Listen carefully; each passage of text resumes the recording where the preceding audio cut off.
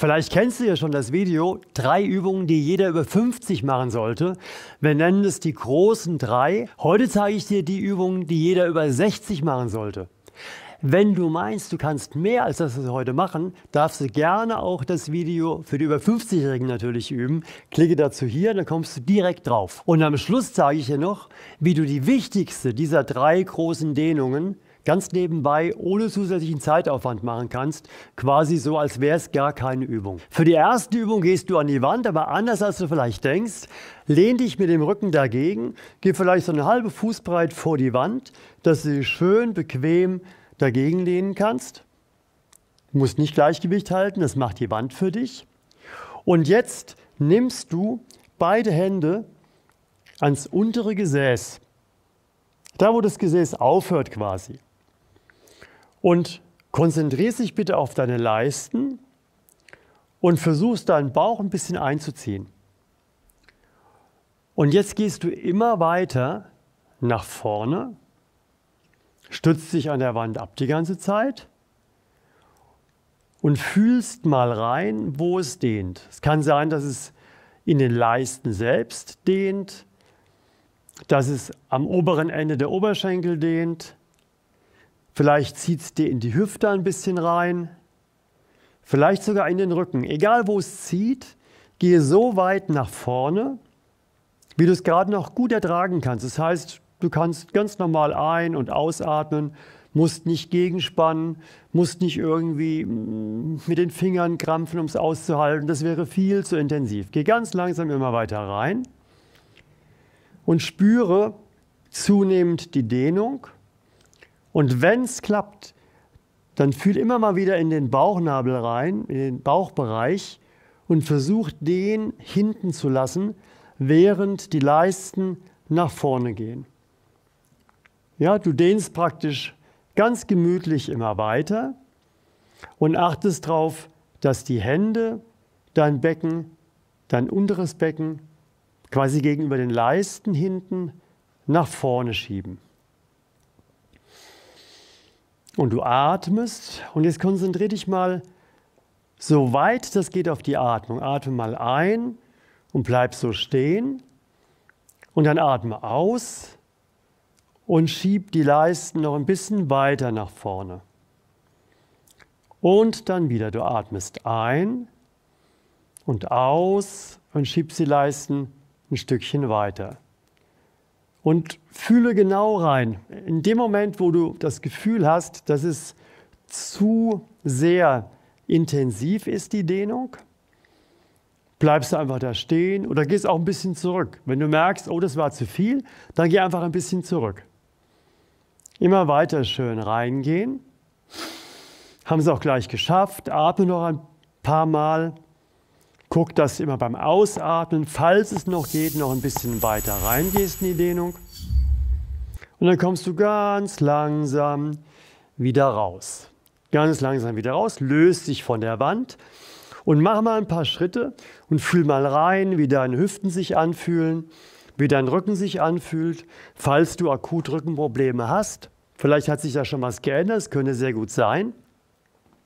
Und jetzt gehen wir auf die andere Seite.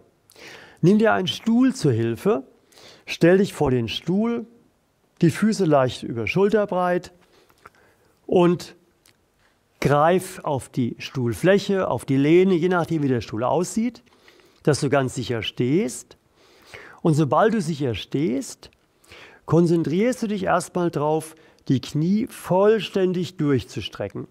Ja, beuge sie mal versuchsweise und strecke sie wieder durch. Wenn du merkst, beim Durchstrecken tut es schon zu sehr in den Kniekehlen weh, dann geh noch ein bisschen höher mit dem Rumpf und probier es dann wieder.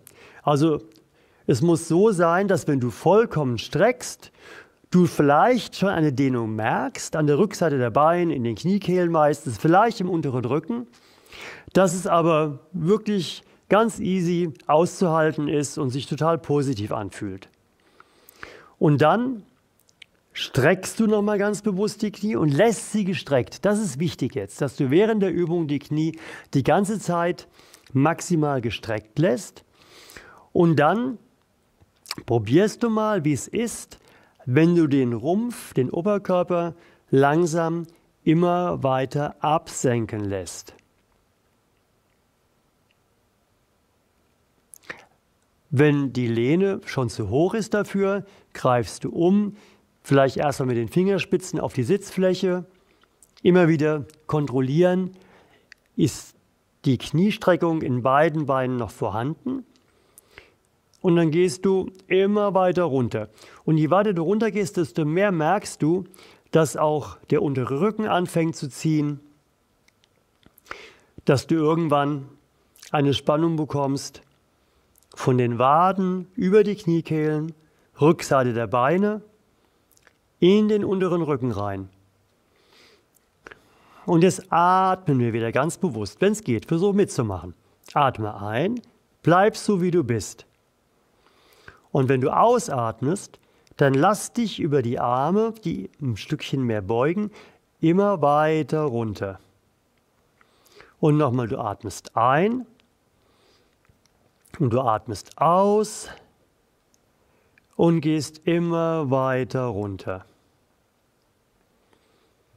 Und nochmal einatmen und ausatmen und immer weiter runtergehen. Aber immer reinhorchen. Ist es noch gut erträglich? Also du merkst es daran, dass du ganz ruhig atmen kannst, dass du nicht die Luft anhalten musst, um was aushalten zu können, dass du nicht eine Faust machen musst, um was aushalten zu können. Es muss ein positives Grundgefühl da sein. Es muss so ein Gefühl sein, ich weiß, wofür ich das mache, strengt mich ein bisschen an, tut auch weh, aber so, dass ich völlig loslassen kann, völlig locker bleiben kann. Immer beim Ausatmen noch ein bisschen mehr. Einatmen, ausatmen, noch ein bisschen mehr. Und dann kommst du langsam wieder hoch, läufst wieder ein paar Schritte, fühl mal rein. Wenn du diese Übung noch in der anderen Variante üben möchtest, dann klickst du mal hier. Und ansonsten wäre es toll, wenn du schon was merkst, wenn es sich gut anfühlt, dann gib doch mal einen Daumen nach oben und schreib mal einen Kommentar über das, was du bei diesen Übungen erlebst. Jetzt kommen wir zur dritten Übung. Für die dritte Übung brauchst du eine Ecke oder einen Türrahmen. Und jetzt machst du Folgendes. Du gehst auf die Ecke zu, bis du so davor stehst, dass wenn du die Arme im Winkel von minus 45 Grad, so diagonal nach unten, gegen die Wand lehnst, einen Fuß zurück, einen Fuß vor und langsam mit dem oberen Ende des Brustkorbs reinläuft, der Körper in die Ecke, dass du das gut halten kannst, gut stabil. Wenn du jetzt merkst, boah, da ist zu wenig Dehnung, da könnte ich ein bisschen mehr vertragen, dann streckst du dein rechtes Bein, gehst wieder ein Stückchen zurück, nimmst die Hände vielleicht 10 cm höher, streckst wieder die Arme durch und gehst wieder nach vorne und fühlst wieder in deine Schultern rein. Wo solltest du die Dehnung fühlen? Du solltest die fühlen in der Schulter selbst, in die Brust rein vielleicht, in den Oberarmen, Ellbogenbeuge, Unterarme, Finger vielleicht sogar. Je nachdem, wie verkürzt du bist, kann das sehr gut sein. Erschrecke nicht, erschrecke auch nicht, wenn jetzt was anfängt zu kribbeln, weil wenn du rausgehst, hört es wieder auf. Aber dafür ist er nachts nicht mehr oder weniger. Vielleicht merkst du jetzt, das ist mir auch noch ein bisschen zu wenig. Dann gehst du wieder ein Stückchen hoch. Das machst du, bis du maximal in einer Höhe bist, die ein bisschen höher ist, eine Handbreit höher als horizontal. Das kann schon sein, dass es ein paar Tage, ein paar Wochen dauert, bis du da oben bist. Aber wenn du hier bist, dann hast du eine sehr, sehr befreiende Wirkung, nicht nur für die Schulter, was vorher schon der Fall war, sondern auch für den ganzen Brustbereich. Du spürst, dass du irgendwie leichter atmen kannst. Das sind so die Effekte, die wir meistens erzählt bekommen. Und jetzt nochmal, was machst du, wenn du in deiner Höhe bist? Du atmest hier wieder ganz bewusst, wie auch bei den anderen 2 Übungen, und probierst immer beim Ausatmen ein bisschen weiter reinzugehen. Achte darauf, dass du immer mit dem oberen Ende des Brustbeins nach vorne gehst, nicht etwa mit dem Bauch oder mit dem Becken reinläufst, weil dann ändert sich an der Dehnung in der Schulter nichts. Und die brauchen wir für diese Übung. Ja, immer ein bisschen weiter nach vorne. Und jetzt guck mal genau auf meine Fingerspitzen.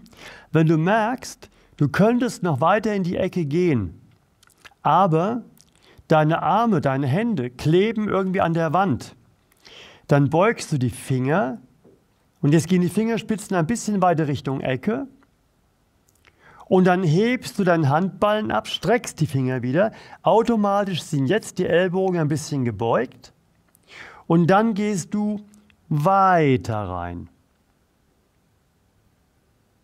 Und das kannst du so oft wiederholen, bis die 2 oder 2,5 Minuten, die wir das jetzt machen, um sind.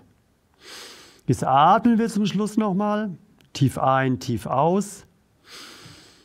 Und versuchen beim Ausatmen noch ein bisschen weiter in die Ecke reinzugehen. Und kommen langsam wieder raus. Was ist die wichtigste dieser 3 Dehnungen? Meiner Einschätzung nach, die wichtigste ist das Überstrecken, das, was wir an der Wand gemacht haben. Weil davon geht alles andere mehr oder weniger aus. Das kommt durch Sitzen zustande und das ist die Übung, die das Sitzen ganz konkret ausgleicht. So, was machen wir jetzt? Jetzt legen wir uns hin. Klingt schon mal gut, gell? Ich hatte ja versprochen, keine Übung. Wir legen uns hin und ich nehme einen Rückenretter. Du kannst, wenn du ihn nicht hast, ein paar Bücher ersatzweise nehmen. Vielleicht einen Topflappen drauflegen, das ein bisschen weicher ist. Und dann drückst du dich im Becken hoch, platzierst den Rückenretter unter dem Kreuzbein, streckst die Beine und was merkst du? Du merkst eine Dehnung, die ist genau wie die an der Wand, aber was hatte ich versprochen? Ganz faul sein, einfach nur liegen. Ich mache die so unheimlich gern abends vorm Zubettgehen, weil das macht nochmal richtig eine Aufräumaktion und gleicht das Sitzen aus, was wir den ganzen Tag wieder praktiziert haben.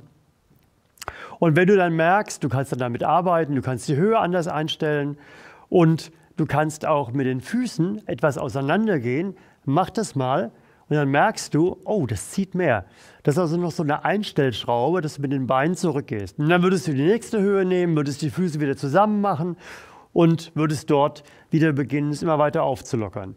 Du kannst ohne zeitliche Begrenzung darauf liegen, nur wenn du zu lange drauf liegst, Vorsicht, Einschlafgefahr, was ja positiv eigentlich ist, weil das so runter entspannt, ja. Und beim Aufstehen musst du ein bisschen aufpassen, ja. Geh langsam wieder raus, heb ganz gezielt dein Becken hoch, mach den, was drunter steht, weg und dann bist du wieder oben. Jetzt ein Hinweis in eigener Sache, dieser Rückenretter, der gehört ja zu unseren Hilfsmitteln und die konstruiere ich und biete sie euch an, damit ihr die Übungen einfacher machen könnt, effizienter und auch zeitsparender. Das ist der Sinn dieser ganzen Hilfsmittel. Wenn du da Infos darüber haben möchtest, klicke auf das Bild des Rückenretters und dann erfährst du alles, was du wissen musst.